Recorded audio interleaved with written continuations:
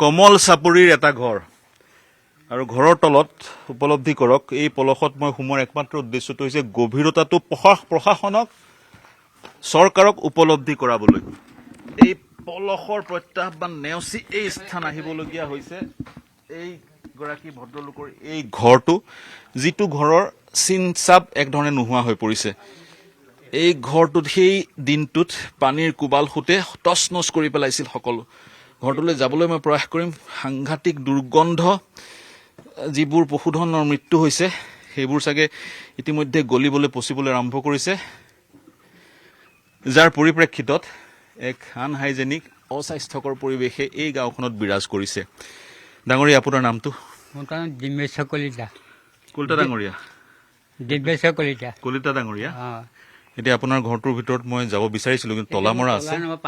বা যি কি নহওক মই আন ঘৰলৈ যাম এইটো মোৰ গোহালি হয় গোহালি গৰুকেইটা নাই গৰু নাই খালী ঘৰটো আৰু এইটো মোৰ ছাগলী ঘৰ হয় এয়া ৰাইজৰ নামঘৰ হয় নামঘৰ অৱস্থাটো চাওক নামঘৰৰ অৱস্থাটো অঞ্জন যদি দেখুৱাবলৈ সুবিধা হয় স্থানলৈ পলসৰ কাৰণে যোৱা কিছু অসুবিধা হ'ব মই যাবলৈ চেষ্টা কৰিম নামঘৰৰ কি অৱস্থা ৰাইজৰ নামঘৰৰ আজি এই অৱস্থা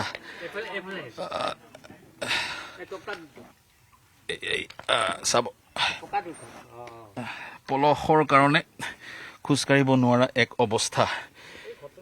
কিন্তু আমি প্ৰয়াস কৰিম আৰু ক'ব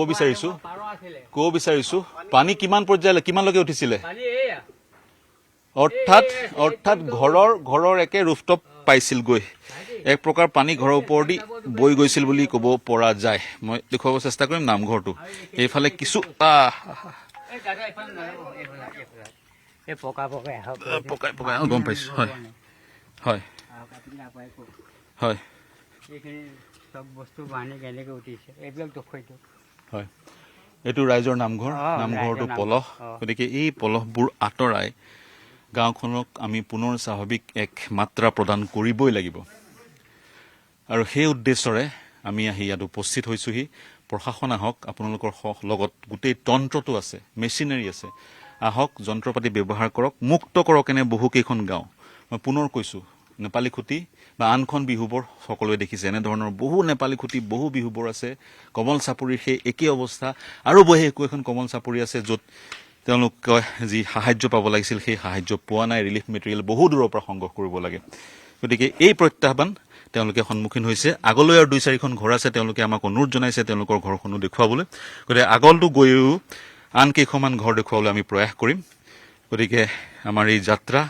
আমাৰ মানুহখিনি যিখিনি বিধ্বস্ত হৈছে বানত তেওঁলোকে যাতে সাহায্যখিনি পায় তেওঁলোকৰ জীৱন পুনৰ স্বাভাৱিক হওক সেই আমাৰ প্ৰয়াস আৰু সেই প্ৰয়াসৰ অংশ বিশেষ হিচাপে আমি আহি এই স্থান পাইছোহি মই মোৰ সতীৰ্থ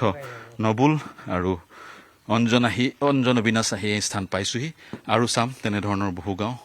আৰু চৰকাৰক সকীয়াই দিম যাতে সাহায্যখিনি প্ৰদান কৰে তেওঁলোকৰ স্বাভাৱিক জীৱন ঘূৰাই আনে আপুনি বিচৰা বাতৰি পাব কেৱল নিউজ 18 এপত নিউজ 18 এপ ডাউনলোড কৰিবলৈ স্কেন কৰক এই QR কোড গুগল প্লে ষ্টৰতো পাব এই নিউজ 18 এপ